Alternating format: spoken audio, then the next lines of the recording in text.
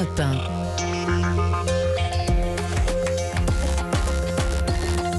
1. L'heure des experts sur Europe 1, Nicolas Bouzou pour l'économie, Vincent Hervouet pour l'international. Bonjour messieurs.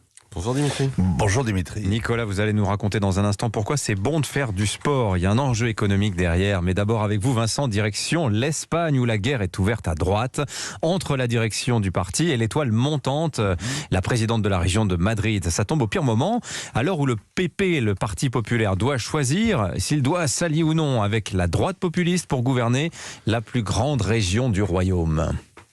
Oui, Isabel Díaz Ayuso est une vedette sans peur et sans masque dans tous les sens du terme parce qu'elle s'est battue pour garder ouverts les terrasses, les restos, les spectacles de la capitale malgré le Covid, et puis aussi parce qu'elle adore démasquer l'adversaire, dénoncer l'idéologie à l'œuvre chez les féministes, le néo-marxisme de ses adversaires de gauche, la tartufferie chez les socialistes au pouvoir. Hier matin, elle a découvert dans un journal que la direction du Parti populaire avait recruté un détective pour enquêter sur un marché passé par la région qu'elle dirige pour justement acheter des masques. Le contrat aurait profité à son frère.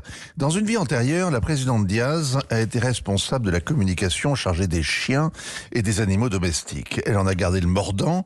Elle a sauté à la gorge de Pablo Casado, le chef du parti, accusé de manœuvrer pour la détruire et de se conduire comme le pire des politiciens. C'est Pablo Casado qui a découvert Isabel Díaz. Évidemment, les triomphes électoraux de la quadragénaire lui font de l'ombre et hier sa riposte a été immédiate. Il la traîne devant une commission de discipline, elle va être virée. Alors derrière la querelle de personnes, il y a évidemment un enjeu politique comme toujours Vincent.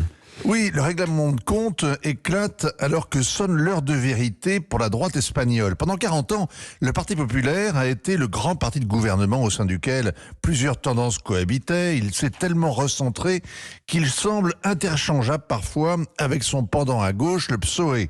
L'un et l'autre pareillement soumis au chantage des partis catalans, basques, etc. Il y a 4 ans a surgi une force populiste, comme dans le reste de l'Europe. Vox est un parti identitaire qui fait flotter le drapeau, qui dénonce la complaisance avec les indépendantistes, le sacrifice des classes populaires, qui rejette les lois sur les violences sexistes et l'idéologie féministe. C'est Vox comme Vox Populi, la voix du peuple. Il est devenu illico la 3e force au Congrès des députés. La gauche crie au fascisme, mais son chef Santiago Abascal est un ancien du Parti populaire et Vox a aidé à déloger les socialistes de leur place forte en Andalousie, à Séville et à Madrid où il soutient justement Isabel Díaz. Jusqu'à dimanche dernier, c'était un soutien sans participation. Dimanche, tout a changé. Voilà, parce que le Parti populaire a remporté l'élection régionale en Castille et Léon, qui est la plus grande région du royaume, mais le PP n'a pas la majorité. Non, 31% des voix pour le Parti populaire et presque 18% pour Vox, qui veut bien, cette fois, apporter son soutien, mais réclame désormais sa place à table dans le gouvernement régional. Les électeurs ont parlé, nous exigeons ce qui nous revient, ni plus ni moins, dit Santiago Abascal.